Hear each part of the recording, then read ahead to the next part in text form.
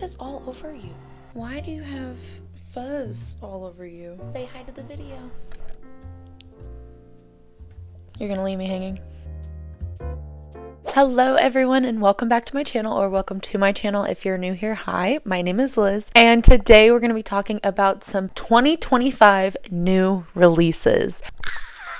I am so incredibly excited for this year. There are so many great books that are going to be coming out this year by some of my all-time favorite authors, and I want to talk about them. I'm going to talk about 15 different new releases that I am personally really looking forward to this year. I will try to go in like chronological order, so from like whatever's going to come out the soonest and then work my way out. There's obviously way more books than what I'm about to talk about. These are just the ones that are kind of like at the top of my priority list. That's why I want to discuss them. So let's get into the video. So starting out strong, the day that this video is going to be released is also the day of a book that I am so incredibly excited for, and that is Onyx Storm by Rebecca Yarros. This is the third book in the Fourth Wing 6-book series, I believe. I think it's going to be 6 books. After this book comes out, we are halfway done with this world, which is insane. After the way the second book ended, I am so incredibly excited for the third book because it definitely ended in a cliffhanger, and I just about started crying when I finished the second book. I really hope that we get a lot of answers in Onyx Storm. I understand why a lot of people don't enjoy the Fourth Wing series, mainly because if you're coming from like a writer's standpoint, no, it's not the best writing in the world, but it is so incredibly bingeable. The characters, the world that you're in is so easy to read about, and I feel like if you are not a big fantasy lover, this honestly would be the perfect fantasy world to kind of ease your way into romantasy. It's just so easy. The writing is very easy to digest. People love to say that this is a dragon sex book. First of all, we're never seeing the dragons having sex, okay? It's the dragon writers. Get it right. In the first book, there's no like smut until like the end of the book. So I hate hearing people say that these are just dragon sex books, because they're not. There's a whole lot more that's happening. These books are pretty long, and there's a lot more going on in the world besides smut. I have my theories. I'm very, very excited for this book. I am going to a launch party when it comes out. However, I will not get my copy of Onyx Storm for a while because I pre-ordered it before I moved. I will have to travel back to my hometown in order to pick up the copy I pre-ordered. So it's going to be a while before I have my own copy. Obviously, comes out January 21st, which is the day that this video releases. So happy Onyx Storm release day, everybody. Next up, we have on February 4th, Deep End by Ali Hazelwood. I personally love Ali Hazelwood's writing. She writes a lot of STEM romances, so women in STEM. It's very easy writing to understand. I'm not a huge sciencey person. I don't understand a lot of sciencey terms, but she makes me feel like I am a science gal and that I'm smarter than I am. This one though, however, is her first college romance book. It's a college romance between a competitive diver and an ace swimmer, and both are, I think, training for the Olympics, which I recently read The Favorites by Lane Fargo, and I loved that book so much, where it was about competitive ice skaters. And I feel like this is a new thing that I'm learning that I actually really, really love reading about, is competitive or pro athletes. I love seeing the training and the effort that goes into that, and the grit and determination that goes into being a professional athlete. So I am personally very, very excited about this book. I am excited to see what she does with it because this is new for Miss Ali Hazelwood. Next up, we have on February 11th, Scythe and Sparrow by Bryn Weaver. This is the third book after the Butcher and Blackbird trilogy. I think it's the Ruinous Love trilogy, I think is what the series is called. I personally really enjoy this series. I love it. It does have a lot of trigger warnings, so look into that before you decide to read these books. But this third book, it's the final book, and it follows the third brother in this trilogy. He is the only brother who's not like a killer, I guess I should say. He's a doctor, and he's the only one who kind of has like a moral compass. So I'm excited to see his story and what kind of happens. You do kind of get like sneak peeks or glimpses of what his story will be about from the second book. Our girl, her name is Rose, and she is a motorcycle performer. She has been traveling with this circus or something,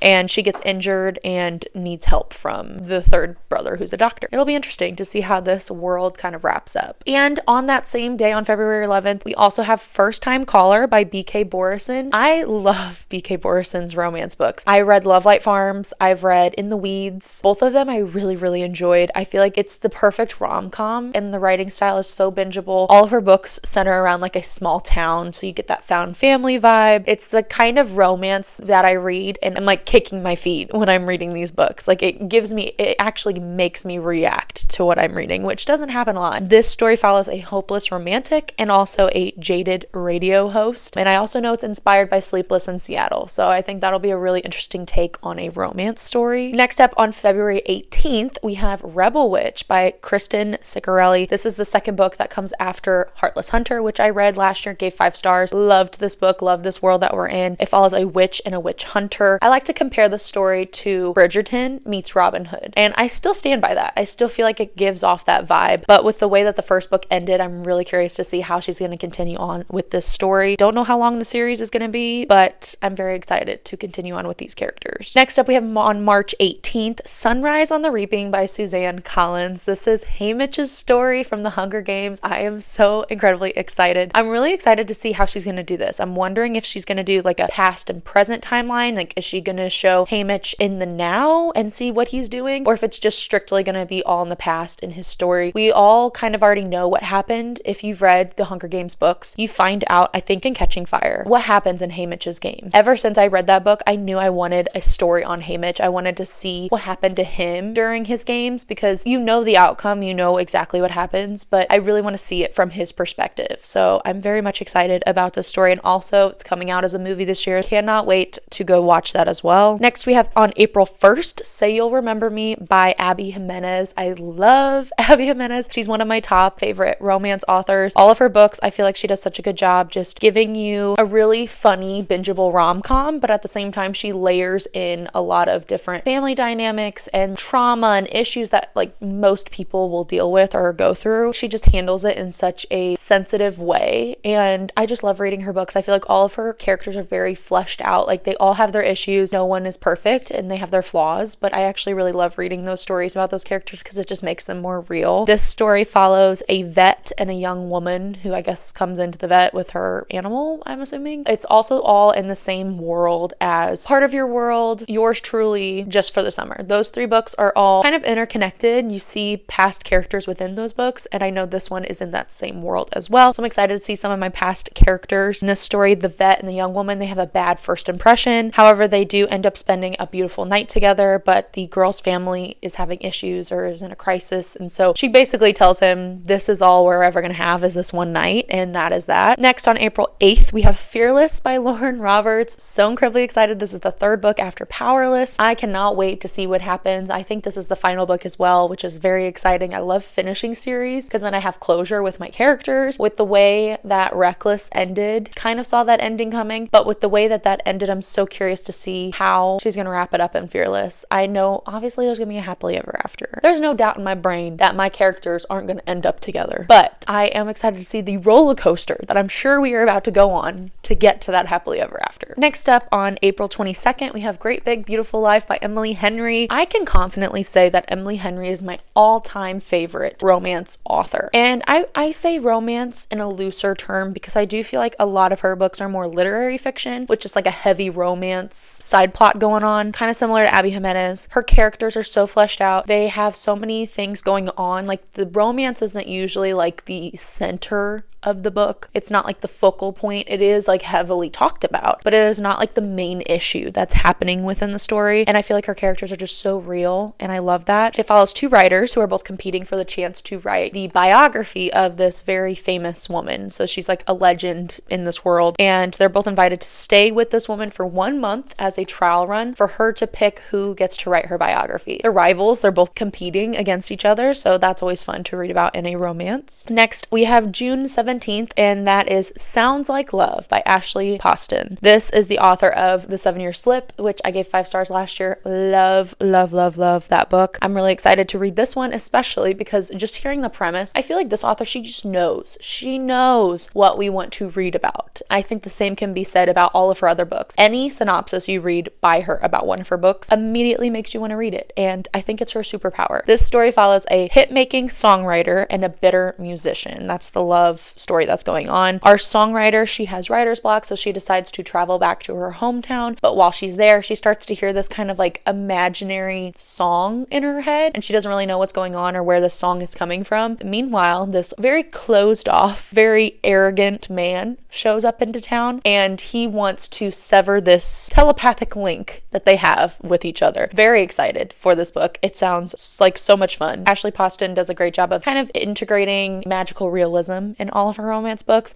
So all of her romances are very magical and lyrical and beautiful, and I cannot wait to see what happens in this story. Next, on July 15th, we have Made for Each Other by Lynn Painter. This is her next new adult romance. She's very popular for her young adult romances, which I personally like her new adult books better. I do love her young adult. This story follows a millionaire and his house cleaner. In the story, the house cleaner, her apartment gets infested or something, like she has to leave, and she decides to stay in this millionaire's penthouse, who's her boss, because she thinks he's gone for the week, so she decides to stay there. Meanwhile, his parents show up and think she is his girlfriend. This turns into a whole fake dating scenario. Our millionaire, he doesn't want a girlfriend, but he is trying to get people off of his back when it comes to dating, so he has lied and said he has a girlfriend, and so they decide to start this little fake dating charade. All of her books, I think, should be turned into rom-coms. Like, they all need to be turned into movies because they're just so cute. Next, on August 7th, we have Accomplice to the Villain by Hannah Nicole Mayer. This is the third book that comes after Assistant to the Villain, which I loved that book. It's honestly Despicable Me turned into a book, and I love it. Our characters are so fun, so quirky. It's honestly, go into it not thinking it's going to be like a hard-hitting fantasy world. It's way more lighthearted and Disney-ish than that, so don't go in with false expectations that this is going to be the best fantasy you've ever read in your life. I personally love this world, the story we're in, and I'm very excited to continue on with this series. Next, we have on August 12th, The Curse of Gods by Kate Dramas. This is the third book that comes after The Curse of Saints, which I read last year, gave 5 stars. Read the second book, which I think I gave like 4.5 or somewhere in there. Both of them I rated very highly because I loved these characters. I feel like this is such a great fantasy world that is just very complex. It's a lot more unique than the typical fantasy world, just with like the magic system that's going on. Our main character, she has been the queen of this kingdom's third in command. She's kind of like her spy master. The romance is between her and the queen's second in command, which is her enforcer. I really loved this world when I read it, and I still think about these characters to this day. I am very excited to see what happens. I'm not sure how long this series is going to be. I don't know if this is going to be the third and final book. I feel like it could be the third and final book, so maybe it's just a trilogy. Highly recommend it. I feel like the writing very bingeable, and just it really grabs you and does not let go. Next, on August 28th, we have Calabasas by R.F. Kuang. She wrote Yellowface, which I'm currently reading. She wrote Poppy Wars, but this is her first kind of take on romantasy. So I'm very excited to see how she does with this